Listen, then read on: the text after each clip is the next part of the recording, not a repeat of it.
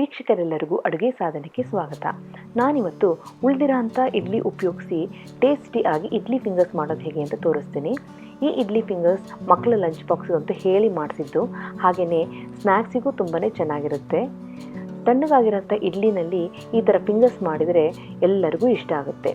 ಹಾಗೆಯೇ ನೀವಿನ್ನು ಅಡುಗೆ ಸಾಧನಕ್ಕೆ ಸಬ್ಸ್ಕ್ರೈಬ್ ಆಗಿಲ್ಲ ಅಂದರೆ ಖಂಡಿತ ಸಬ್ಸ್ಕ್ರೈಬ್ ಆಗಿ, ಪಕ್ಕದಲ್ಲಿರೋ ನೋಟಿಫಿಕೇಷನ್ ಬಟನ್ನ ಟಚ್ ಮಾಡೋದನ್ನ ಮಿಸ್ ಮಾಡಬೇಡಿ. ಆರೋಗಿರೋಂಥ ಇಡ್ಲಿನ ಯಾರೂ ಮತ್ತೆ ತಿನ್ನೋಕ್ಕೆ ಇಷ್ಟಪಡಲ್ಲ. ಅಂಥ ಟೈಮಲ್ಲಿ ನಾವು ಇಡ್ಲಿ ಫಿಂಗರ್ಸ್ನ ರೆಡಿ ಮಾಡಿದ್ರೆ ಎಷ್ಟು ಇಡ್ಲಿ ಬೇಕಾದ್ರೂ ಖಾಲಿಯಾಗೋಗುತ್ತೆ. ಇದನ್ನು ನಾವು ಫ್ರೆಶ್ ಇಡ್ಲಿನಲ್ಲೂ ಸಹ ಮಾಡಬಹುದು.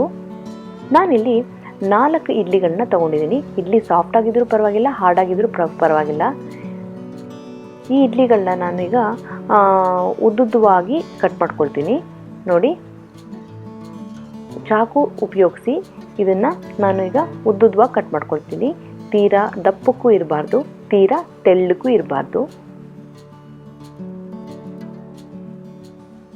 ಈ ಥಿಕ್ನೆಸ್ ಕರೆಕ್ಟಾಗಿರುತ್ತೆ. ಇದೇ ರೀತಿ ತಗೊಂಡಂತಹ ಎಲ್ಲ ಇಡ್ಲಿನೂ ನಾನು ಕಟ್ ಮಾಡಿ ಇಟ್ಕೊಂಡಿದ್ದೀನಿ. ಈ ಇಡ್ಲಿ ಪೀಸಸ್ನು ಹಾಗೆಯೇ ಸ್ವಲ್ಪ ಎಣ್ಣೆನ ಉಪಯೋಗಿಸಿ ಈಗ ನಾನು ಒಂದು ತವಾ ಮೇಲೆ ಇಟ್ಕೊಂಡು ಫ್ರೈ ಮಾಡ್ಕೋತೀನಿ. ತವಾ ಬಿಸಿಯಾಗಿದೆ.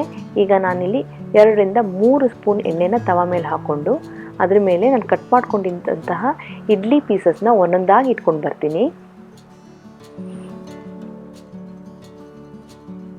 ನೋಡಿ, ಈ ರೀತಿ ಇಟ್ಕೊಂಡು ಒಂದೊಂದಾಗಿ ಇಡ್ಲಿ ಪೀಸಸ್ನ ಜೋಡಿಸ್ಕೊಂಡು ಬನ್ನಿ. ಫ್ಲೇಮ್ ಮಾತ್ರ ಇಲ್ಲಿ ಮೀಡಿಯಮ್ ಇರಬೇಕು. ಹೈ ಇದ್ದರೆ ಸೀದು ಹೋಗ್ಬಿಡುತ್ತೆ, ಲೋ ಇದ್ದರೆ ತುಂಬಾ ಲೇಟಾಗಿ ಹೋಗುತ್ತೆ. ಸೊ ಮೀಡಿಯಮ್ ಫ್ಲೇಮ್ನಲ್ಲಿ ನೀವು ಇದನ್ನು ಫ್ರೈ ಮಾಡ್ಕೊಳ್ಳಿ. 2ರಿಂದ 3 ನಿಮಿಷದಲ್ಲಿ ಇದು ಒಂದು ಸೈಡ್ ಬೆಂದ್ಬಿಡುತ್ತೆ, ಫ್ರೈ ಆಗಿರುತ್ತೆ.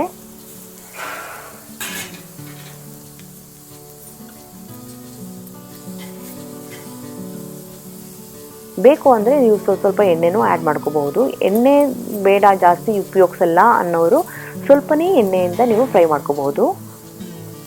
ಈಗ ಒಂದು ಸೈಡ್ ಆಗಿದೆ ನೋಡಿ, ಇಲ್ಲಿ ಲೈಟ್ ಬ್ರೌನಿಷ್ ಆಗಿದೆ.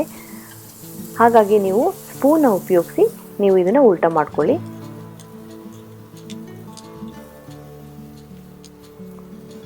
ಇದನ್ನು ಹೀಗೆ ತಿರುಗಿಸ್ಕೊಂಡು ಎರಡೂ ಸಹ ಸ್ವಲ್ಪ ಬ್ರೌನಿಷ್ ಆಗೋವರೆಗೆ ನೀವು ಹುರ್ಕೋಬೇಕಾಗುತ್ತೆ. ನಾನು ಆಗಲೇ ಹೇಳ್ದಂಗೆ ಎಣ್ಣೆನ ನಿಮ್ಮಿಷ್ಟದಂತೆ ಉಪಯೋಗಿಸಿ. ಇದನ್ನು ನೀವು ಡೀಪ್ ಫ್ರೈಯೂ ಮಾಡ್ಬೋದು, ಅದು ಒಂಥರ ಚೆನ್ನಾಗಿರುತ್ತೆ. ಬಟ್ ಎಣ್ಣೆ ಕನ್ಸಂಪ್ಷನ್ ಜಾಸ್ತಿ ಇರುತ್ತೆ, ಅದು ಇನ್ನೂ ಕ್ರಿಸ್ಪ್ ಆಗುತ್ತೆ ಡೀಪ್ ಫ್ರೈ ಮಾಡಿದರೆ. ಏನಿಲ್ಲ, ಇದನ್ನು ಎಣ್ಣೆ ನಾವು ಹೇಗೆ ಬಜ್ಜಿ ವಡೆ ಡೀಪ್ ಫ್ರೈ ಮಾಡ್ತೀವೋ ಅದೇ ರೀತಿ ಇದನ್ನು ಸಹ ಎಣ್ಣೆಯಲ್ಲಿ ಹಾಕಿಬಿಟ್ಟು ಡೀಪ್ ಫ್ರೈ ಮಾಡ್ಕೊಬಿಡೋದು. ತುಂಬಾ ಚೆನ್ನಾಗಿರುತ್ತೆ ಅದನ್ನು ಒಂದ್ಸತಿ ಟ್ರೈ ಮಾಡಿ. ಈಗ ನೋಡಿ, 2 ಕಡೆನೂ ಸ್ವಲ್ಪ ಬ್ರೌನಿಷ್ ಆಗಿದೆ.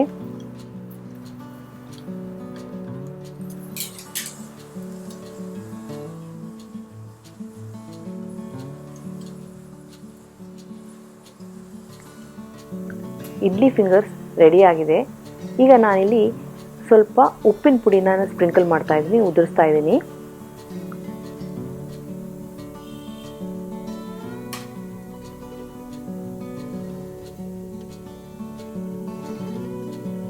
ಹಾಗೆ ನಾನಿಲ್ಲಿ ಸ್ವಲ್ಪ ಖಾರದ ಪುಡಿನೂ ಸಹ ಉದುರಿಸ್ತಾ ಇದ್ದೀನಿ.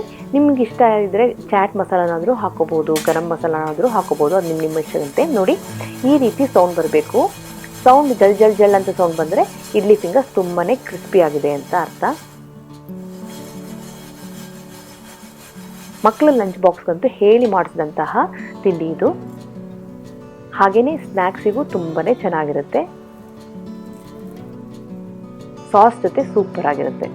ಲೆಫ್ಟ್ ಓವರ್ಸ್ ಇಡ್ಲಿಯಿಂದ ಮಾಡಿರುವಂತಹ ಈ ಇಡ್ಲಿ ಫಿಂಗರ್ಸ್ ರೆಸಿಪಿ ನಿಮಗೆಲ್ಲ ತುಂಬ ಇಷ್ಟ ಆಗಿದೆ ಅಂತ ಅಂದ್ಕೊಂಡಿದ್ದೀನಿ.